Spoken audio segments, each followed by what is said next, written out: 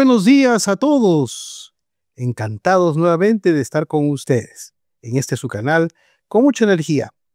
En este primer episodio de este año 2026.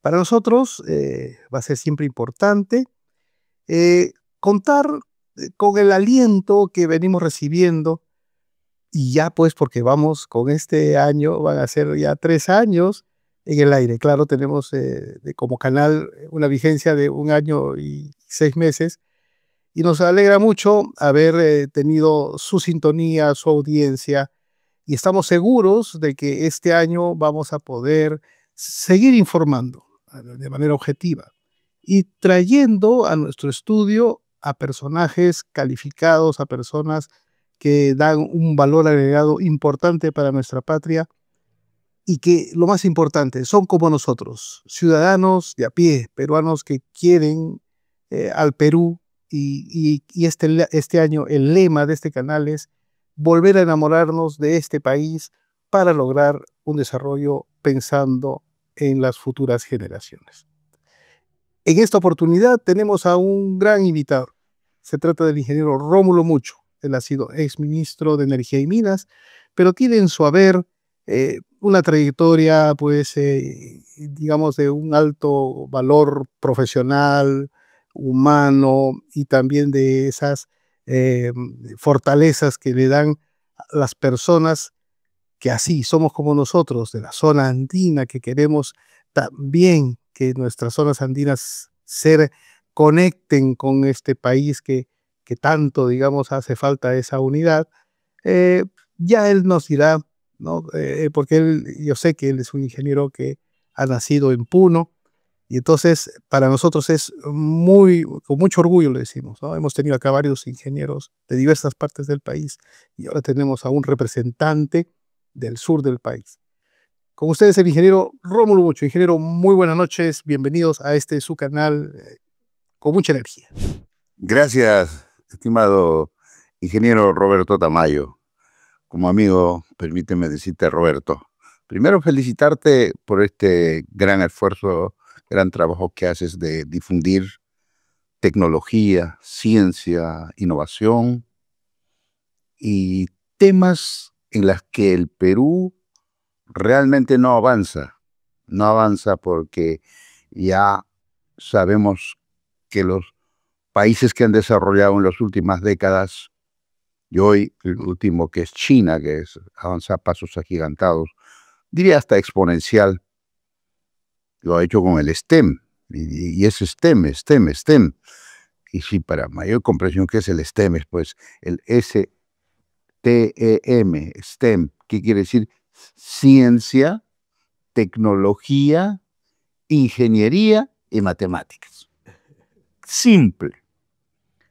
Y los países desarrollados tienen universidades de altísimo nivel para preparar talentos, ¿no? Los Estados Unidos, en Europa, Alemania, Japón, y hoy China, después de ser la fábrica del mundo, ¿no? En las, como dice Wallerstein, las etapas del capitalismo, ¿no? Primero es la producción, luego el comercio y al final las finanzas. Entonces, todos los que han dominado el mundo, o sea, los que han sido potencias, han pasado por las 3 etapas. O sea que es interesante saber eso, y casualmente en ese sentido, tus entrevistas son de ese tipo, ¿no? Yo soy de Puno, estudié mi colegio en Juli, la Universidad Nacional del Altiplano, pero era muy bueno en matemáticas, inclusive una de mis metas cuando terminé secundaria era estudiar en la uni. Por alguna razón no sucedió eso, pero sí me he preparado, ¿no? Me he preparado bastante. Gané un concurso nacional aquí, entre todas las universidades, en minería. Eso sí ya me permitió abrir los ojos, ¿no? Viajé a Europa, joven, becado por ese concurso. Luego también otra beca tuve después de unos años a Japón. Estuve cerca de 1 año. Esas cosas cambiaron totalmente mi chip, ¿no? Y también en un momento había trabajado ya 20 años en la empresa privada Y yo cuento a mis amigos de que ahí se malogró mi vida cuando entré en política, ¿no? Cosas muy agridulces. De vez en cuando es bueno tener poder de decisión, pero también tiene otras cosas que no te dejan avanzar, ¿no? Pero ya está hecho. Creo que digamos, balance. la alegría, digamos, la satisfacción de haber servido, y creo que lo hicimos de la mejor manera porque yo recibo en las calles el saludo. Pero falta mucho por hacer. Como conversábamos, Roberto, en el interín, nuestro país sufre pues de males estructurales, de base, de cimiento. Y todos tenemos que entender que el cimiento es la educación, no hay otra. Como muchos pensadores dicen, siempre se ha creído que la educación era la vía segura para salir del subdesarrollo, de la pobreza. Pero cuando se liberalizó la educación, cuando entró la ideología en la educación, se malogró todo. En los años 60, 70 entró, digamos, la ideología en la educación. Después de los 90 se liberalizó y entró y se crearon universidades de como Plata como Cancha y el resto, ¿no? Que hoy mismo, ahí estamos viendo los resultados, gestión mediocre, que hoy Roberto Abusada, el gran economista que fue mi amigo, que en paz descanse, dijo, la disfuncionalidad del Estado. ¿Y qué es la disfuncionalidad?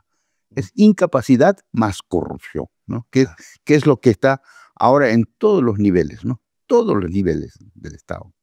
Entonces, ¿qué debemos hacer? Creo que debemos retomar. Volver al origen. Va a volver al origen, para que la educación sea de otra manera. Mira, por ejemplo, en Japón, ¿qué están haciendo? Están educando niños y no es mentira, porque está en redes, y no es mentira, se está educando ciudadanos del mundo. Cero historia, full matemática, full ciencia, full lenguaje. Dice que deben hablar 7, 8, 9 idiomas, inclusive con su gramática. Mire, de manera que cuando salgan serán ciudadanos del mundo, ¿no? correcto. Creo que en Perú no podemos decir que no tenemos talentos. Tenemos mucho talento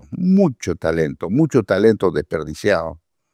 Y Roberto, de alguna manera tú pones tu granito de arena para poder motivar, incentivar, llamar la atención, ¿no? De que las universidades mismos ya, yo digo, hoy ya la universidad que estamos recibiendo, que estamos impartiendo, ya no existe. Oye, llegó la inteligencia artificial. Claro. Por lo tanto, el tutor, el maestro que no se cansa, yo creo que va a crear una nueva generación de ciudadanos quienes nos reemplazarán a nosotros, pero para eso hay que formarlos, ¿no? Ingeniero, qué grato escucharlo y sobre todo con esa pasión que usted le imprime digamos, a tratar de explicar no solamente la faceta que usted más conoce, que es, digamos, la minería, sino también, digamos, aspectos vinculados a la educación, al conocimiento. Y claro, imaginémonos a China, donde creo que ellos ya batieron el récord en la cantidad de ingenieros, ¿no? Que todos los países juntos, digamos, no logran sumar la cantidad de ingenieros que egresan de sus universidades muy prestigiosas también en estos tiempos, y que está dando, digamos, digamos, las alarmas al mundo porque se está, digamos, está ascendiendo en una tendencia eh, que, digamos, está generando de alguna manera el colapso tal vez de viejas estructuras, ¿no? Y que, digamos, pone también en riesgo otras hegemonías, ¿no? Pero tal vez eso lo vamos a conversar un poquito más adelante. Ahora, un poquito entremos al grano de la minería, ingeniero, si me permite. Hay temas muy importantes que la geopolítica actual, incluso lo que se haga necesario para, digamos, reflotar una economía de un país en vías de desarrollo, o también los industrializados que tienen, digamos, de alguna manera algunos focos estratégicos que no permiten tal vez que otros países puedan competir en las ligas mayores. Por ejemplo, el tema de darle un valor agregado a nuestros productos, ¿no? Conversábamos también y bueno, me da mucho gusto haber aprendido de usted algunos temas, pero yo quisiera que esos temas los explique ahora, ¿no?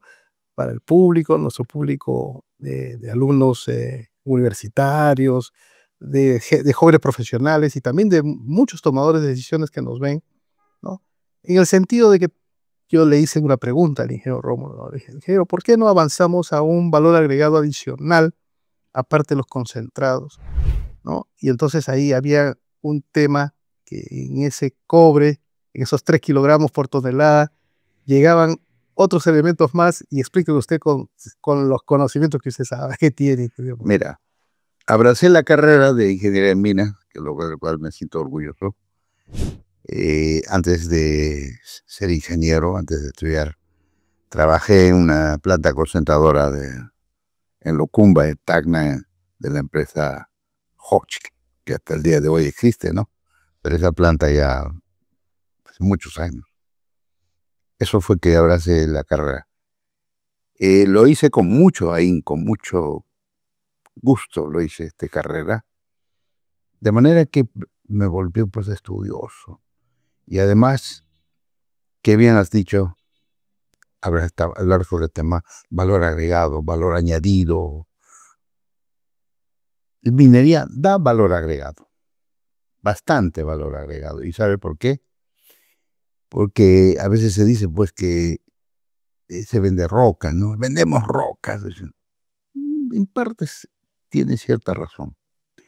El mineral se encuentra debajo del suelo, debajo de la corteza, no en forma pura, sino con concentraciones pues bajísimas, ¿no? Ya las concentraciones un poco más altas ya lo sacaron desde hace ya siglos. Hoy cada vez es más difícil encontrar una mina, un yacimiento, un depósito, y peor si son más grandes, y también los yacimientos que se encuentran son pobres. ¿Qué digo pobre? Digamos, 1% era una buena ley hace décadas. 1% significa en una tonelada 10 kilos de cobre, por decir, ¿no? Buena ley. Ya eso no existe en el mundo. Ahora estamos trabajando 3, 4 kilos, en algunos que en Chile tiene un poquito más, siempre 6 kilos más o menos por tonelada. Eso hay que enriquecer. Si es que es óxido, vía lixiviación, sacas cobre puro. Pero óxidos no son la cantidad mayor de los minerales. Una cantidad que está más cerca de superficie se oxida. Entonces eso se lixivia con ácido sulfúrico en el caso del cobre. Ya mucho más adentro, y al cobre se presentan sulfuros. Ya distintos minerales sulfuros. La mineralogía estudia, pero muy bien. Entonces los sulfuros necesitan otro proceso. Flotación o concentración. Ya mediante, hay que moler, hay que reducir el tamaño a la malla 200. Fino, fino, fino el mineral, para que se mezcle con agua y con ciertos reactivos, permita que flote el mineral y deprima lo que, digamos, es estéril, ¿no?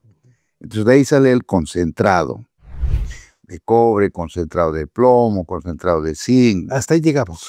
Concentrado, hasta ahí llegamos. Pero ese concentrado igual tiene agua, hay que filtrar, hay que sacar el agua, y hasta cierto punto con alguna humedad de 5 o 6%, que es el que se vende, que es el producto comercializable que se coloca en los puertos. Hasta ahí llega la minería. Porque después viene la fundición y la refinación, pero también sigue siendo minería. Fundición, refinación. Nosotros teníamos dos grandes fundiciones, refinación, el de Sauder, Perú, que fue construido allá en 1960, en Hilo, y el de Oroya, que fue construido más o menos en 1920. Realmente el de la Oroya ha hecho así hablar bastante, porque fundía y refinaba casi todos los complejos metálicos del centro, los complejos polimetálicos del centro, y ahí yo recuerdo que salía pues un sinfín, no un sinfín, unos casi 22 productos. 5 productos: cobre, zinc, plomo, oro, plata, teluro, bismuto, indio, cadmio y varios minerales. Ahí está el detalle. Ahí está el detalle. Porque en esas condiciones vale más el precio. Sí, claro, era una tecnología antigua, sí, había emisiones furtivas, especialmente en el circuito del cobre, y los ecologistas lo cerraron. Claro. Y yo en esa época estaba de viceministro, yo peleaba para que modernicen el circuito del cobre, había que comprar un horno moderno, un outsmelt o un flash smelting, ¿no? Pero costaba un poco más de $300 millones. Bueno, hasta ahí quedó. Entonces ya la empresa se fue, hoy prácticamente yo creo que lo veo imposible, aunque los trabajadores creo que están intentando trabajar en el circuito de cobre y zinc, el circuito de zinc y plomo. Sí.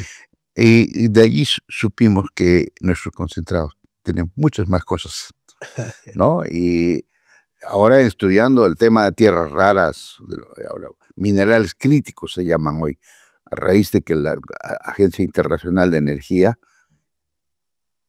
después de la discusión del COP y también de la cumbre de la Tierra, en que se dice que hay que cuidar la temperatura de la atmósfera, viene el tema de las energías renovables.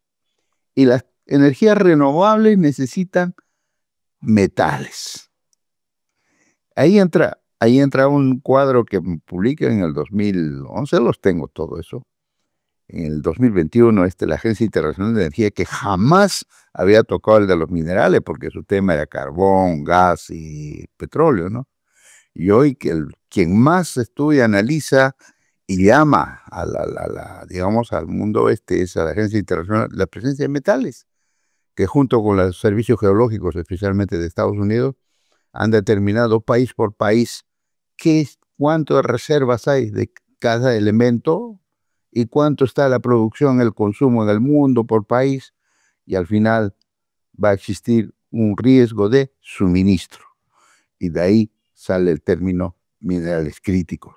Y dentro de los minerales críticos está como un solo metal, que son las tierras raras, que lo componen 17 elementos, 15 lantánidos y 2, el itrio y el escandio, que también tienen propiedades físicas químicas similares.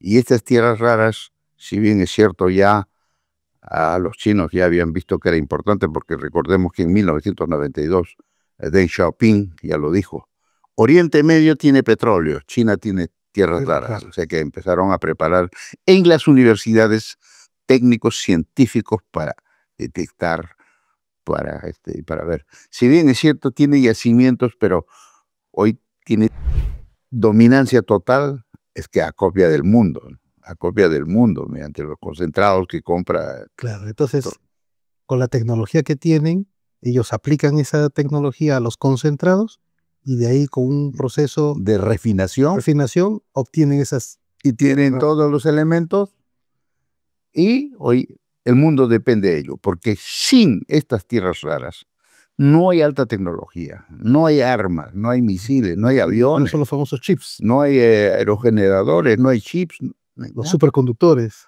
Los superconductores, no hay nada. Y recién nos damos cuenta que nos quedamos, inclusive Estados Unidos hasta el año 1990 era el primer productor de tierras raras. La mina Mountain Pass en San Bernardino, California. Pero como decimos siempre, en Occidente vino la ola de los ecologismo, y aquí en América Latina, peor, con ideología, destruyó todo, ¿no? O sea, cerraron las minas, cerraron fábricas, igual se cerró la mina Mountain Pass, pero acordaron que debía seguir sacando como materia prima, pues lo sigue sacando la Mountain Pass, pero todo se lo llevan a China para procesarlo y refinarlo. Entonces, ingeniero, hay un aspecto geopolítico de por medio, Y usted, y eso lo he escuchado, ha mencionado pues de que estos elementos, y en particular nuestro producto bandera, que es el cobre, se convierte en un arma geopolítica. Pero, bueno, parte de la instrumentación, llamémosla así, de estrategia geopolítica que uno como país tiene que tomarlo con cautela o tomarlo con bastante estrategia, valga la redundancia.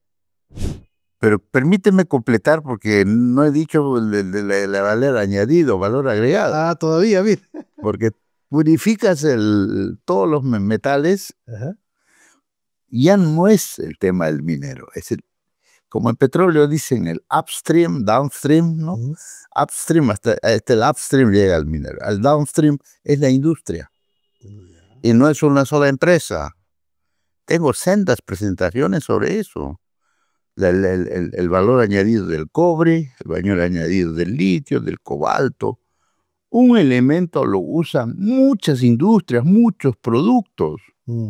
Por eso, para los peruanos, quisiéramos hacer entender que algunos piensan que tenemos cobre, ya tenemos que fabricar ya cables para es fácil los cables para la transmisión eléctrica, pero también entra el cobre en semiconductores, también entra en autos eléctricos, también entra en un sinfín de aplicaciones.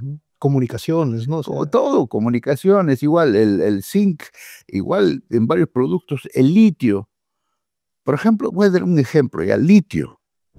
Tenemos un proyecto de litio en roca, ojalá que pronto sea realidad. Bueno, podemos entrar al mapa de litio en el mundo.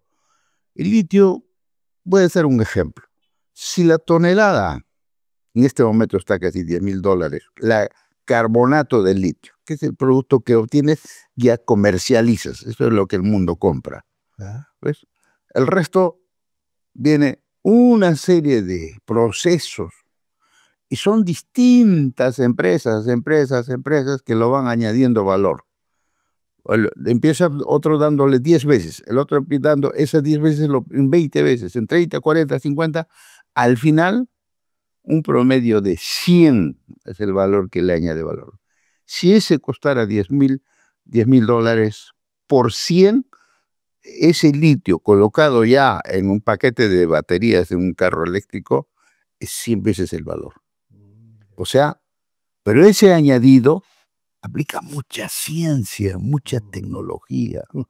Por ejemplo, al final del proceso es que entran GM, BYD, es el principal fabricante de carros eléctricos chino, entra Volkswagen, entra todos los fabricantes de carros, ¿no? A la última etapa.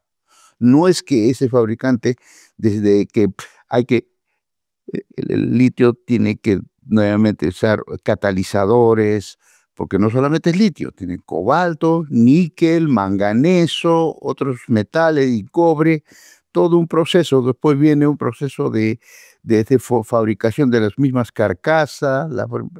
es una infinidad de... Así es, entonces ese es el valor añadido. Quisiéramos nosotros algún día quisiéramos intentar por lo menos hasta semiprocesado, pero para eso necesitamos nuestros metales en estado puro, estado ya refinado. Yo estoy proponiendo algún tiempo en mis entrevistas, Perú sí necesita fundiciones nuevas, modernas. Ya no esas modernas, ya no botan emisiones furtivas de gases, digamos, venenosos. La tecnología ha avanzado, Roberto. Ingeniero, y a pasos agigantados. Y en ese sentido, ¿no? En el de colocar una nueva, digamos, una nueva tecnología en fundiciones, justamente eso es lo que le comentaba, ¿no? Esas fundiciones serían un primer valor agregado, ¿no? Para el concentrado, ¿no? Por supuesto. Pero por allí, justo también... Pues aprovechamos los otros contenidos que tiene. De ahí vienen pues los otros contenidos, pero... Y esa sería la ganancia. Claro, pero en ese interín, ¿nos dejan o no nos dejan? O sea, porque para... No, en este momento es imposible, porque casi imposible, porque mucha la cantidad de permisos, seguro los ecologistas van a decir, mira, la urea nunca debieron cerrar, la verdad. Debían modernizarse con cualquier fórmula el circuito de cobre, y hoy mismo sería un gran aporte. No solamente venderíamos prácticamente la parte central del Perú, así como concentrado, sino ya puro. Y en ese sentido, una pregunta así directa, así, y también una respuesta así, también concreta, ingeniero. ¿Por qué perdimos el segundo puesto y con el Congo Qué buena pregunta. nos ganó a ese Qué buena podio? pregunta, muy buena pregunta. Así venimos avanzando con las minas, Antapajay, el último fue, digamos, Hotbell, también la FAM levantó su producción y llegamos a 2.7, 2.7 millones de toneladas ya hace años, y desde ahí no podemos avanzar más. ¿Y por qué? Porque no salen los proyectos. No, y en África se encuentra una mina muy rica de más de 5% de ley de cabeza. O sea, no de 5 kilos, sino 5%, estamos hablando de 50 kilos en 1000 kilos. En una tonelada. Rico, rico. Se llama Camoa Cacula. Ese es Y esta mina en un momento va a producir 800.000 toneladas. Está en un ramp up, como se llama, en un escalonado. Creo que ahorita está por los 450. Este año relativamente ha habido una inundación, creo que ha estado para algunos meses, va a producir menos, ¿ya? Con esa mina está produciendo 3.3 millones, ¿ya? Pero ojo, si no salen más proyectos, Zambia viene con mucha fuerza. Zambia acaba de inaugurar una inversión de una fundición grande de 1.6 millones de toneladas de concentrado de cobre. Y la política del Estado de Zambia es triplicar la producción, o sea, en unos 5, 6, 7 años o 8 años va a triplicar, o sea, va a ser 3 millones de toneladas de cobre. ¿Cómo se mide el escalafón de estar en primero, segundo, tercero? ¿Por la cantidad de concentrados o por la cantidad de refinados? Por la cantidad de cobre fino. De cobre fino. Cobre fino. Ya, o sea, toneladas, ¿cuántas toneladas? Con cuánto de ley sacas tanto de ley el cobre fino, ¿no? Pero ya estos ya sacas fino, cobre fino. Cobre fino. Chile 5.6, quizás este año puede llegar a 5.8, porque Escondida ha aumentado, aunque ha habido una baja en las principales minas de Codelco por el accidente del teniente. Y también en el mundo, Grasberg, una de las grandes productoras también de cobre, casi 800.000 toneladas de cobre al año, ha tenido una paralización por un accidente. Creo que dicen que va a producir unos 250.000 toneladas menos, ¿no? También Teniente va a producir un poco menos. Algunas minas en Chile, que va a bajar la ley, 70.000 menos, en otros, ¿no? Y también Cobre Panamá, que ya está parado ya va a ser 2 años. Cobre Panamá produce casi 400.000 toneladas. Entonces el mundo, todos los analistas, son decenas de analistas, todos coinciden de que va a haber déficit para el 2026. Déficit, ¿y por qué déficit? Porque ahora, por la transición energética, necesitas más cobre. Al 2050 va a necesitar más o menos casi 70-80% adicional de los 27 millones que se ha producido el año pasado, por ejemplo, este año. Porque de mina más o menos es 23.5, pero casi 3 millones también se está sacando del reciclaje, por si acaso. O sea, yo quisiera hacer una especie de analogía, por ejemplo, con los pozos petroleros. Cuando un pozo petrolero ya está en la etapa ya claro, los pozos se van agotando. Como que tiene menos presión y todo. Así es. Igualito un yacimiento de mina, igualito se va agotando su ley. Y si no hay nuevos descubrimientos, si no hay nuevas explotaciones con mejores ley, vamos a estar en una condición donde vamos a tener menos refinado, menos oro fino. Menos cobre. Menos cobre fino para poder competir. Así es. Y de otro lado, sí, somos afortunados. Tenemos bastantes proyectos. De 64, 67 proyectos, 70% son de cobre. Tenemos 4 grandes proyectos, uno de ellos creo que ya está lleno de informales, así dicen las noticias, Conga, donde se iba a invertir casi 5.000 millones de dólares, hoy dicen Claro. que está ya lleno de informales. Qué pena, ¿no? Porque en todos esos proyectos en Cajamarca hay más de 50 millones de toneladas de cobre fino enterrados, que hoy valen cero. Por lo tanto, que eso es lo que nosotros estamos trabajando para promover la reapertura de más proyectos en el norte, en Piura, en Lambayeque, en Cajamarca, la zona de Apurímac, Arequipa. Felizmente tenemos una cordillera bendecida. Hay que seguir buscando. Hay un gran proyecto en Ancash. Nadie menciona eso, que pronto podría entrar ya en la construcción, y es un proyecto grande. Esperamos eso. Pero como reserva, querido Roberto, como reserva tenemos para pasar a Congo, inclusive para pisar talones a Chile. Si entraran los yacimientos de Cajamarca, otros más, tranquilamente podríamos llegar a 4 millones de toneladas de cobre. ¿No? Y acá en el canal Con Mucha Energía, ingeniero, ¿no puede dar esa primicia de qué yacimiento en Ancash está por ahí, o es un top secret? Pronto salen las noticias. Es que muchos proyectos hoy por temas de conflictos sociales, las ONGs que quieren como un enjambre cuando hay un proyecto, sin proyectos prefieren mantener el perfil bajo, ¿no? Eso Pero nosotros manejamos toda esa información porque caminamos por el territorio, pues. Antes de ser viceministro, ministro, yo ya había recorrido bastante. Y que la verdad que tenemos un territorio maravilloso, un país maravilloso. El Perú es inagotable. Eso para los jóvenes.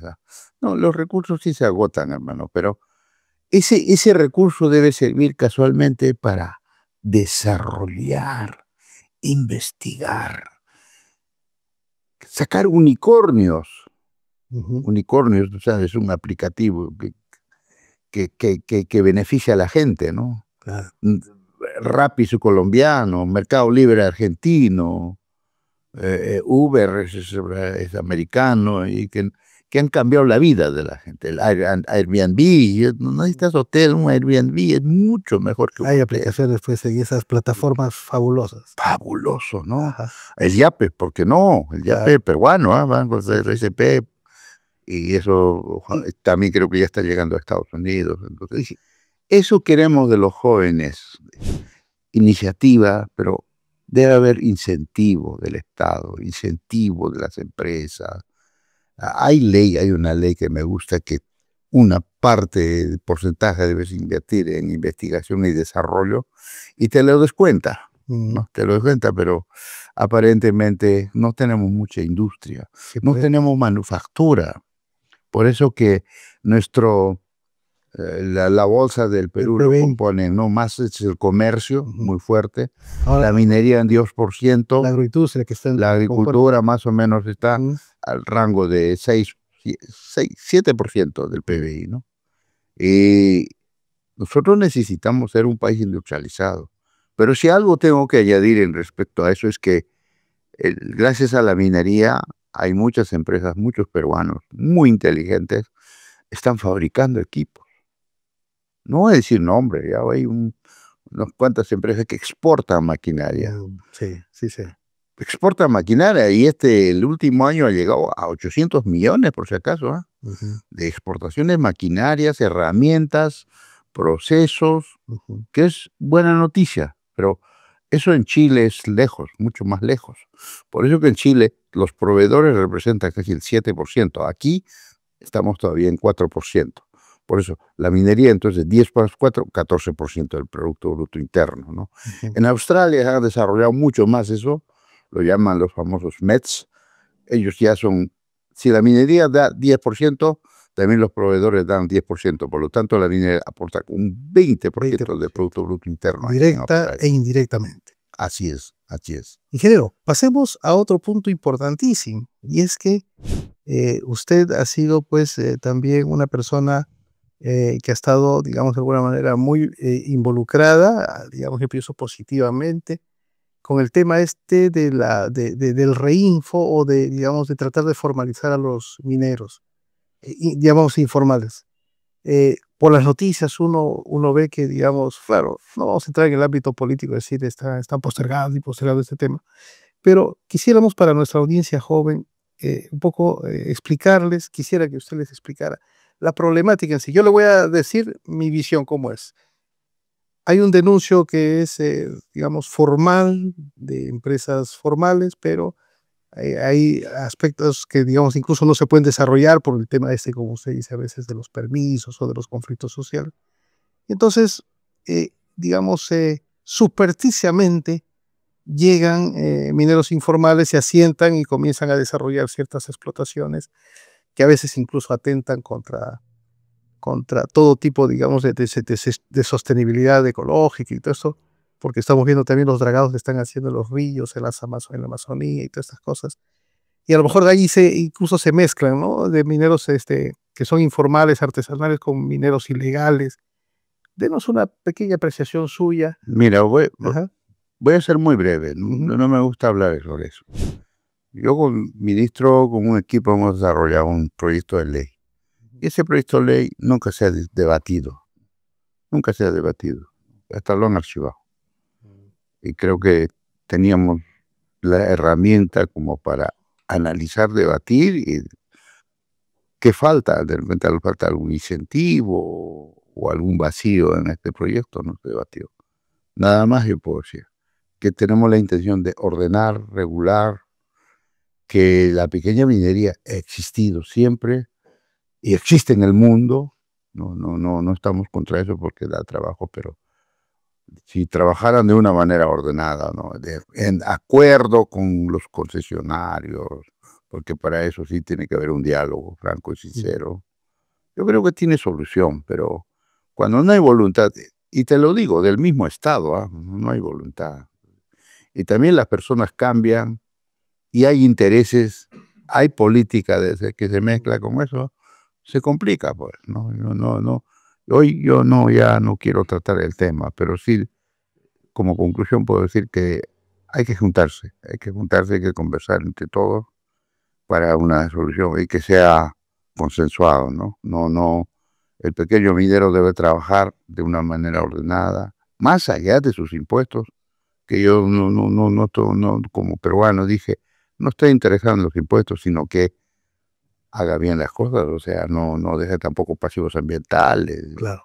que trabaje con tecnología, con capacitación, y alguien que también les ayude, ¿no? Hasta en el financiamiento. Ujú. Sí, Y pero hay mucha gente, ojo, hay mucha gente que no quiere saber nada, ¿no? Por si claro. acaso, no solo ese instrumento que crearon como RIFO y que se prorrogue indefinidamente. Bueno, ahí Claro. quedó. Está bien. Gracias, ingeniero Marín. Su apreciación es muy valiosa.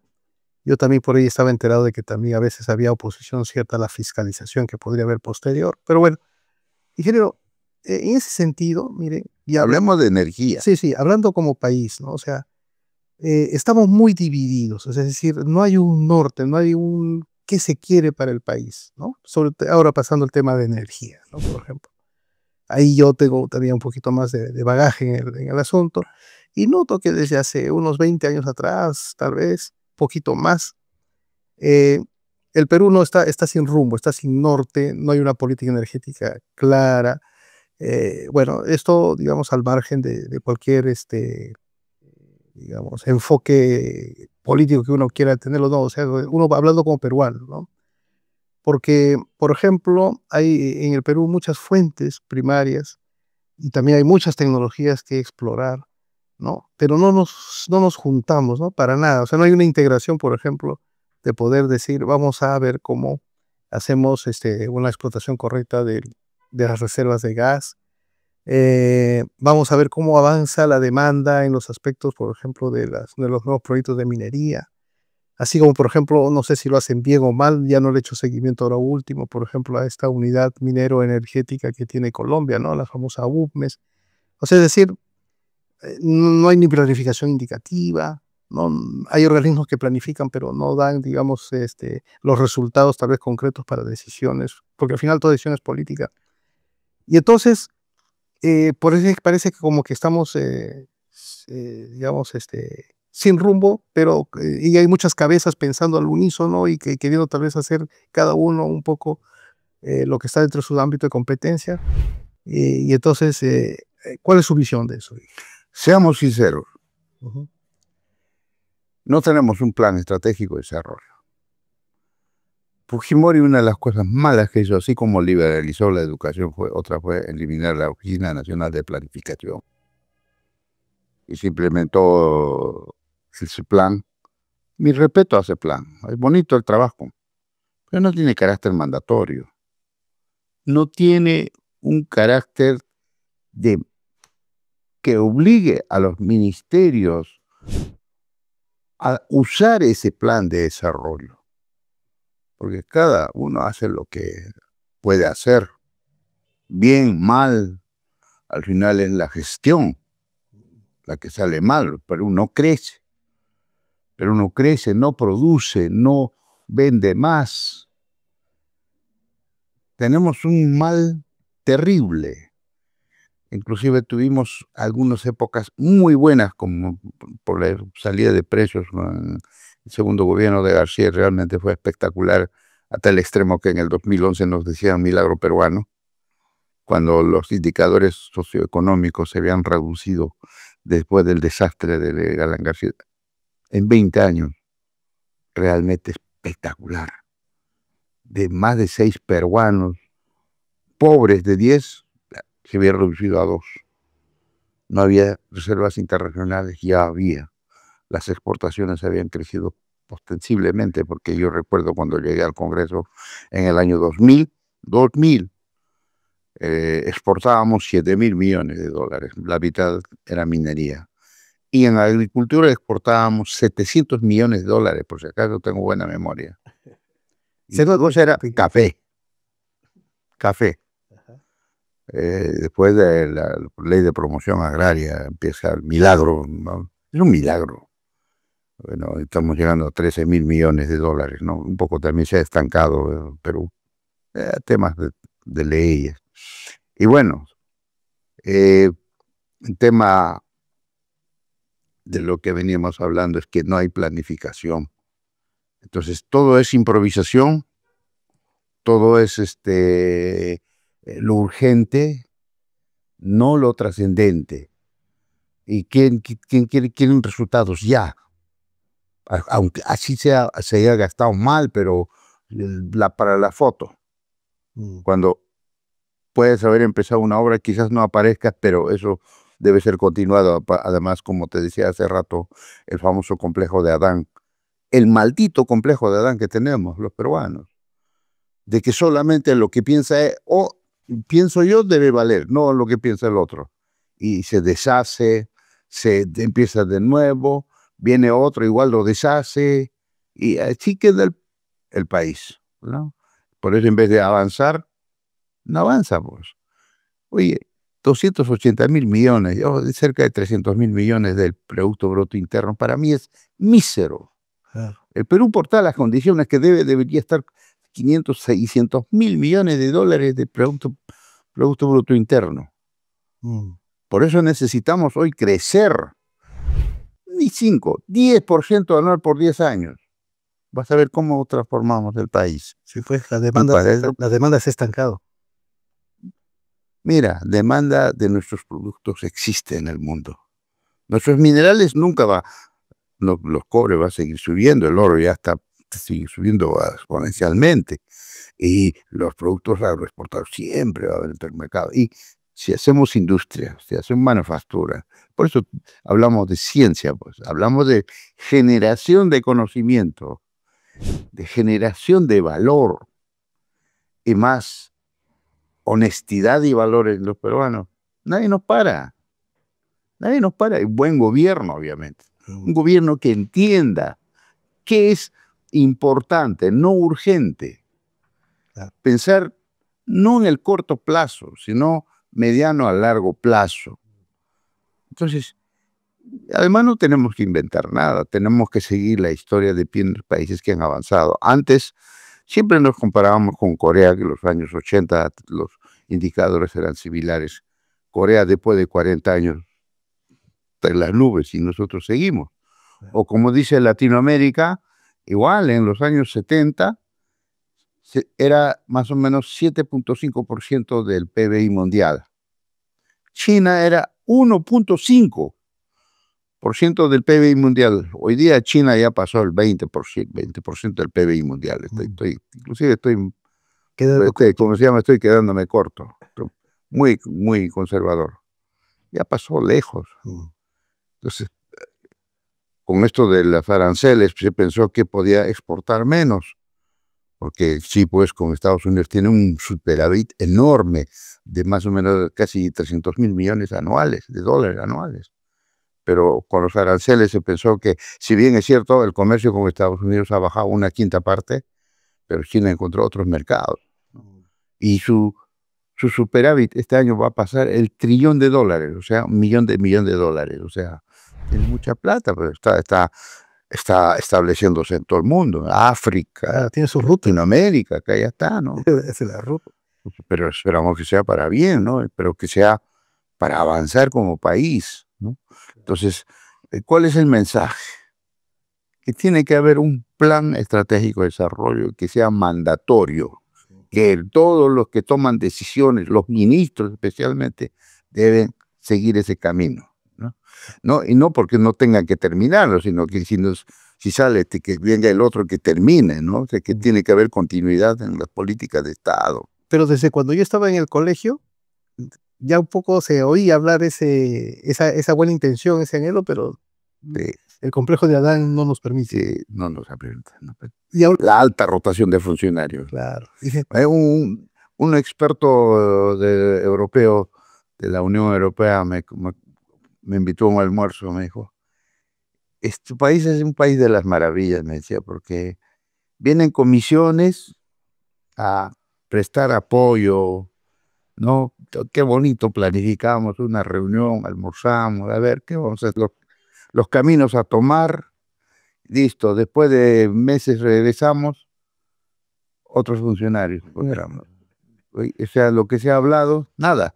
Y en todos los niveles, ¿eh? Y en todos los niveles. Y otra vez hay que seguir conversando. Sí.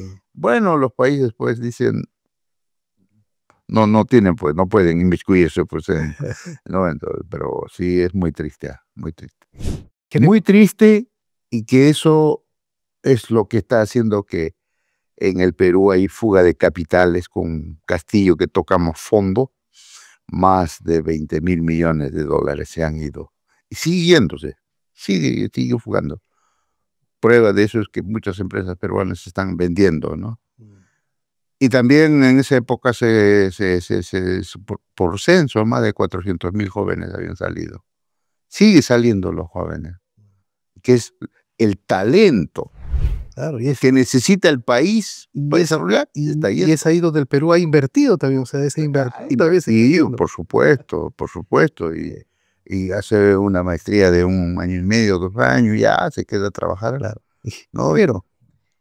Y justo, porque ya también estamos ahorita, estoy chequeando el tiempo y nos va a quedar un poquito corto la bonita temática que estamos teniendo. En realidad, mire, yo en los cursos de planificación alguna vez leí en un paper las dimensiones culturales que algún sociólogo o filósofo social o ¿no? científico social lo expuso para la valorización de largo plazo. Entonces, los orientales tienen una formación más de valorar el largo plazo que los occidentales. Los occidentales recurrimos al hecho de que queremos tener resultados inmediatos para, obviamente, seguramente tener réditos, ¿no? Inmediatos. En cambio ellos no, ellos son pacientes, esperan, visionan mencionan un devenir en un largo plazo.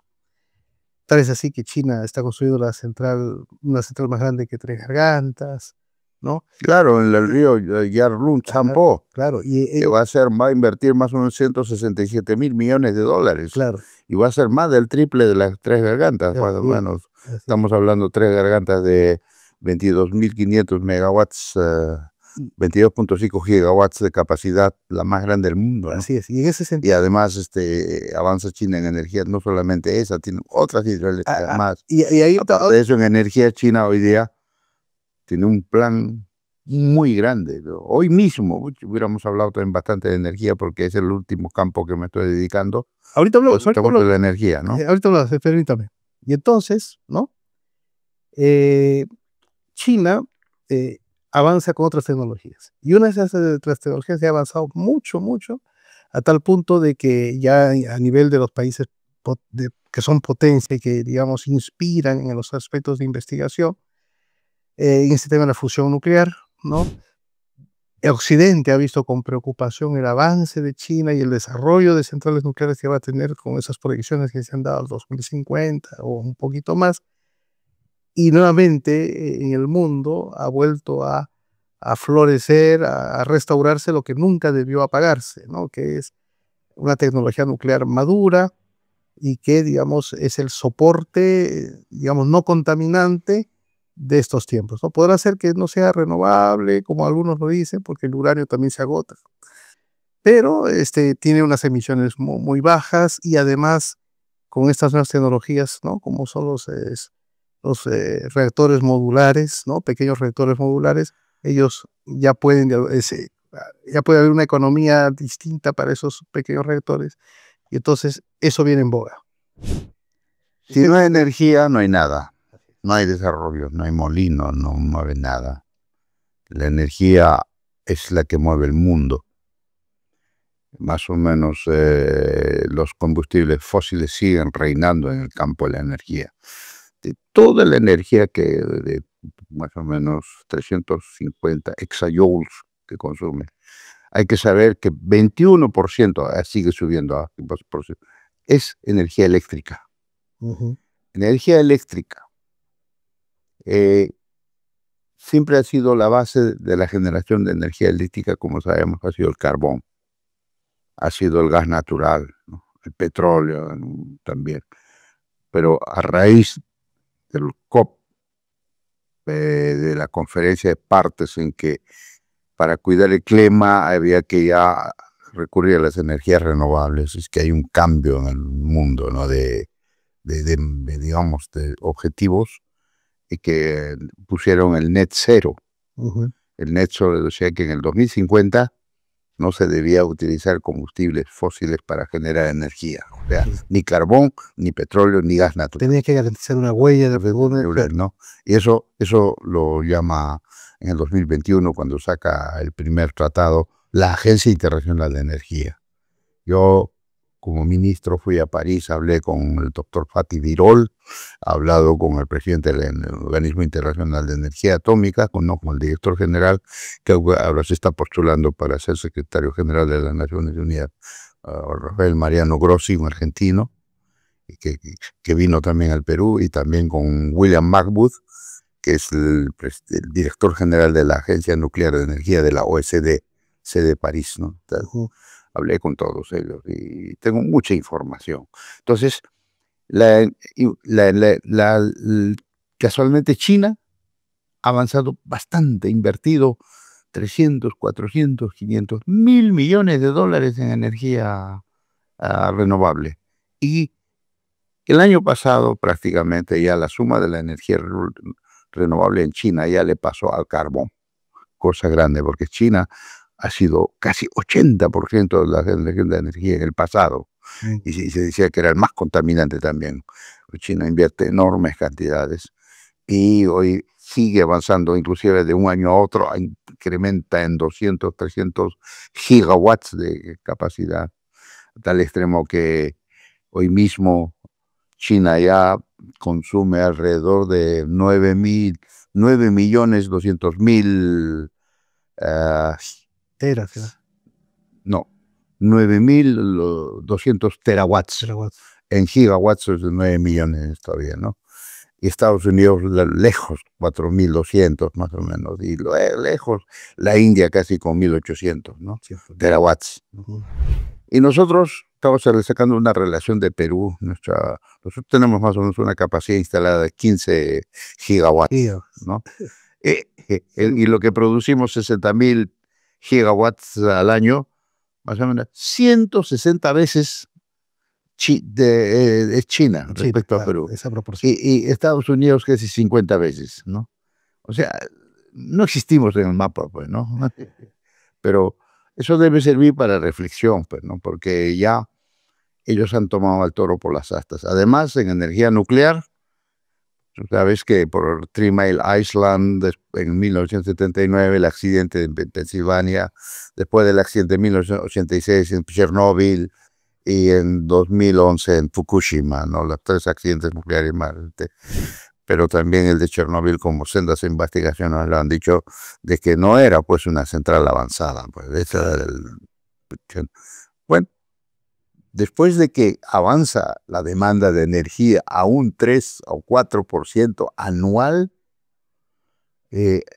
todos se han puesto a discutir y en el COP29 en París acuerdan triplicar la energía nuclear hasta el 2050. Y hoy han dicho que eso todavía es poco, ¿no? Pero ¿quién otra vez ha tomado, digamos, la delantera? China. China, claro. 62 centrales nucleares. 32 en este momento en construcción y a 32 en planificación. Y tiene para más adelante.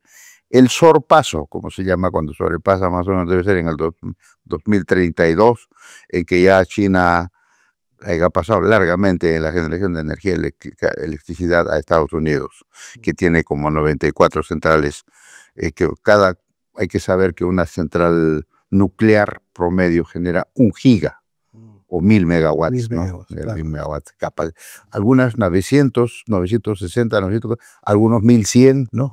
Y como sacaste una noticia de Kashiwashima, en Japón, 8 gigas, pero son varias centrales. Pues, ¿no? Entonces, hoy día China ha encontrado la forma de construir de una manera barata, y ya son de 4ª generación. Ya inclusive no necesariamente tienen que ser enfriados con agua. Pucha, esto es un campo científico muy interesante, ¿no? Con sales fundidas, se han vuelto más seguras. Más segura, obviamente, más segura. Entonces, y eso va a ser una revolución. Además, es la más limpia, es la más baja en carbono, inclusive la solar y la eólica, la nuclear es el más bajo. Comparado con la cantidad de energía que genera uranio, después es brutal, ¿no? Claro. Entonces, en cantidad que 15 kilos equivale como a 2.000 toneladas de carbón, ¿no? Es increíble, es un mundo interesante. Estamos hablando de fisión todavía, bueno, de fisión nuclear, pero ya están trabajando con fusión en el proyecto ITER al sur de Francia, que son varios países. China tiene lo suyo, ¿no? Está desarrollando solo. No sé si puede adelantarse a ITER, ¿no? Y Estados Unidos también, ¿no? Están trabajando, sí, ¿quién logra la fusión? Claro. Pero la fusión de traer la energía del sol a la Tierra, ¿no? Eso sería mucho más, pero igual la fisión hoy en día en este momento está dando mucho que hablar. Además ya hay un renacimiento, renaissance del tema de la generación del nuclear. Y para eso se va a necesitar uranio también. Kazajistán, yo estuve en Kazajistán, es el primer productor de uranio en el mundo. Perú tenemos una reserva relativamente pequeña de Macusani, que ya está medido.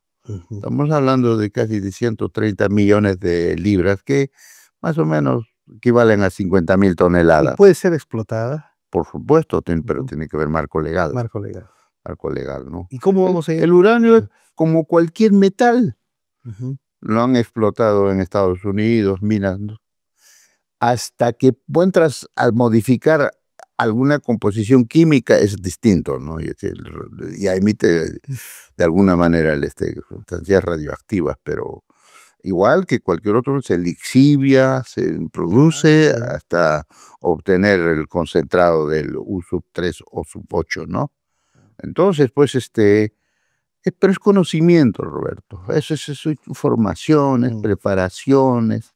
Por ejemplo, en China, para tierras raras nada más, hace décadas, por ejemplo, en 39 universidades importa química especializada en tierras raras. Y no hay en Occidente ninguna universidad. Excepto Colorado School of Mines, que trata, pero no va más allá del mismo proceso, para que veas que el presidente Xi Jinping va a supervisar a los otros porque él es ingeniero químico. Así es. ¿No? Y hay que saber que los 3 últimos presidentes de China son ingenieros. Así, ingeniero. El primero, Jiang Zemin, después de el ingeniero eléctrico. Hu Jintao, ingeniero hidráulico. Y el actual es ingeniero químico. Claro, los ingenieros tienen esa capacidad de transformar la materia, pues. Por supuesto que te ayuda a ver de otra manera. Las leyes no arreglan un país. Estamos sobreregulados, sobrediagnosticados. Tenemos que cambiar.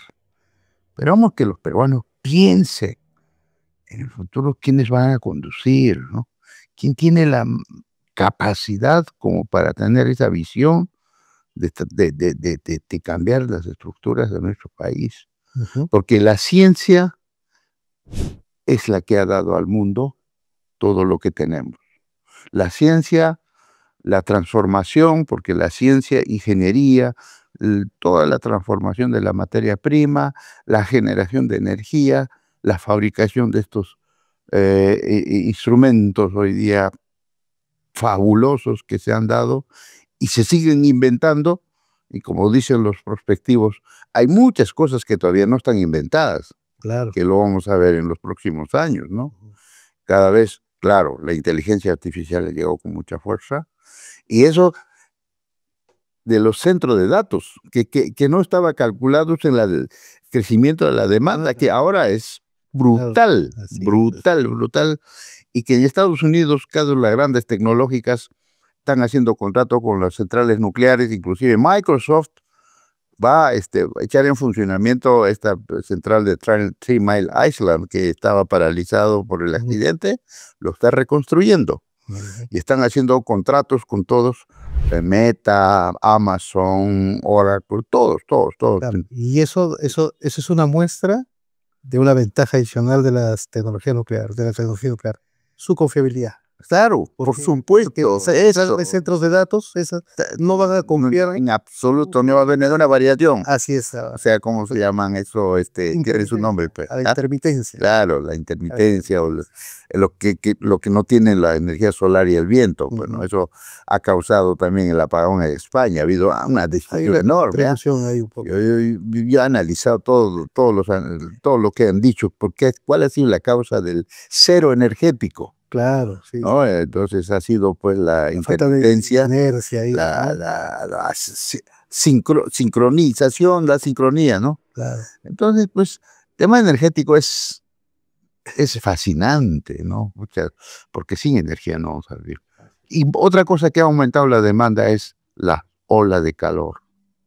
Ya en todo el hemisferio norte es que necesita usa mucho aire acondicionado. O sea, hay varios factores. Sí, ¿no? Y al mundo se te rompe la cabeza de cómo vamos a resolver esto. Se habla de mareomotriz, se habla de energía geotermal, se habla de biomasa. Acá Petramax hizo algo bueno, pero parece que ahí nada más quedó. ¿Te acuerdas? Eso generaba 20 megas y compraba basura. Claro, sigue funcionando. Pero ahí se contentó y podía crecer más. Es que también pues no hay mucha disponibilidad de insumo de los desechos orgánicos. No hay mucha disponibilidad. Compra basura. Hay que gestionar esa. Sí. Los países europeos compran. Claro. Por eso sí que se clasifica hasta la basura. Así es. ¿No? Orgánico, reciclable, ya el desecho mismo, como 4. Y así, sagradamente, la gente pues... Claro. Otros valores. Otra forma de... Sí, tenemos para conversar, Roberto. Yo siempre digo, ingeniero, que la transición energética no solo... No hemos hablado todavía de los centrales modulares, porque a raíz de que había mucho temor de las grandes centrales, además más caros, te voy a decir una cosa. En China cuesta 2.5 mil millones de dólares construir una central. En Estados Unidos vale 5 a 6 a 7 veces. O sea, por muchas razones. El material es barato en China, mano de obra es barato, todo barato. Y además, como lo están haciendo en serie, economía de escala, ¿no? Entonces, simple, pues. Porque el último central Vogtle costó demasiado. llegó a casi 35.000 millones de dólares. Y de ahí se preguntan por qué, ¿no? Entonces, que está en Atlanta. Oye, tema lindo, el ingeniero Raúl Delgado Sayán conoce mucho también de centrales porque él ha trabajado. Y aquí en el Perú así debemos seguir con la Asociación Peruana de Energía Atómica, que es la que hemos establecido nosotros, Claro. para que sea punto de difusión y apoyar al IPEN, ¿no? Porque cuando fui ministro yo saqué más presupuesto inclusive para que genere más conocimiento. Creo que hay logros, pero ya esa potencia cero, inclusive somos uno de los primeros países que tiene, digamos, como país nuclear, ¿no? Claro. Pero no hemos avanzado más. Hemos sido el primer país que hemos estado registrados en la Asociación de Energía Nuclear. Claro. Y que los argentinos construyeron el central nuclear de Guarangal. Así es. De potencia 10. Así es. Pero es, digamos, claro, los isótopos para la medicina, digamos, para la radiación de alimentos. Otro producto. También, está bien, pero necesitamos energía. Claro, dijeron. Y un día, de una vez, hay que construir, por eso que ayudamos al Congreso para que entre la ley y también para diversificar la matriz energética, ¿no? Porque la 28832 no querían modificarlo, hicimos todo el esfuerzo para que se modifique, porque las renovables lo estaban, digamos, comprimiendo a un 5%. Claro, dijeron. Y decían, no, lo van a crecer mucho. No, ahorita mismo en la matriz energética está como un 8, 9% las renovables. Ahorita es en el 2030 pueden llegar a un 15, 16%. Sí. Bueno, sí, van a llegar. Ahora han superado el 10%. Ya, buena noticia. Sí. Buena noticia, ¿no? Pero ya tenemos que hacer un corte, porque si no vamos a... Te quiero agradecer enormemente, Roberto. Sigue, por favor, con este trabajo de difundir, de entrevistar a la gente que conozca, por lo menos un poco, y que pueda los jóvenes escuchar. Es decir, que es amplio el tema, ¿no? Es que cualquier punto que le guste hay que desarrollarlo con mucho ahínco, con mucha pasión. Se necesita mucha pasión. Yo le decía, ¿no? Ya un poco para cerrar, porque le voy a pedir una reflexión final de 1 minuto nada más, que siempre yo repito, ¿no? La transición energética también tiene que ir a la paz de una transición cultural, ¿no? Porque las personas también, vista la nueva tecnología, cambiamos de hábitos, de otra manera de ver la seguridad, los riesgos, ¿no? La misma economía, entre otras cosas. Ingeniero Rómulo, para mí, para el canal, ha sido un placer, un grato gusto tenerlo acá en los estudios. No va a ser la primera vez, porque seguramente en las otras oportunidades vamos a hablar de otros aspectos que están más vinculados tal vez a su rama importante, que es el primer, digamos, el primer factor de crecimiento para nuestro PBI, que es la minería, ¿no?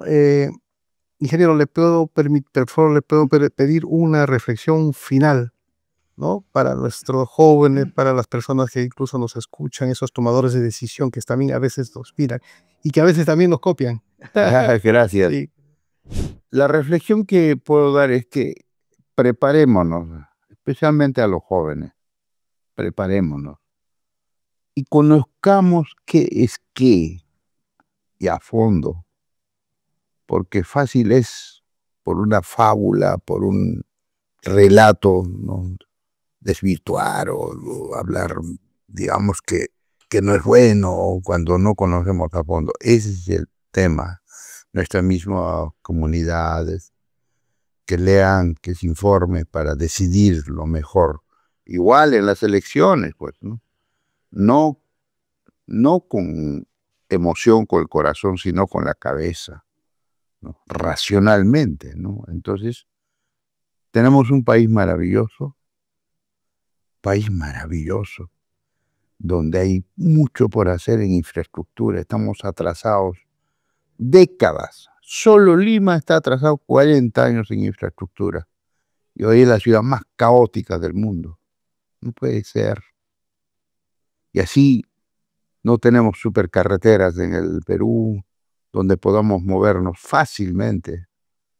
No es problema de plata, es problema de conocimiento, de decisión, convicción, valores, honradez no chorear, no corromperse, no corromper a otros. Es eso. Por eso hemos logrado grande. No hemos aprendido de los tigres asiáticos, ahora no aprendemos de China tampoco, y antes mucho menos de Occidente. Amigos, muchas gracias por esa paciencia que tienen ustedes de escucharnos y sigamos adelante. Muchas gracias, ingeniero Rómulo Bucho.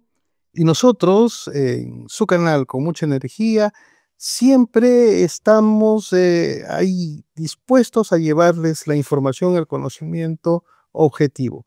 En esta oportunidad nos llevamos algo muy importante. Primero, que para un país se desarrolle, se necesita que se eduque, y esa educación significa investigación, ese desarrollo significa el desarrollo también de tecnología, ¿no? Somos un país que tiene todos los recursos, tenemos un gran IQ, hay que creérnosla, y en estas, como mencionó el ingeniero Rómulo, en estas elecciones quiero aprovechar, ¿no? Siempre traten de anteponer la razón a la pasión, ¿no?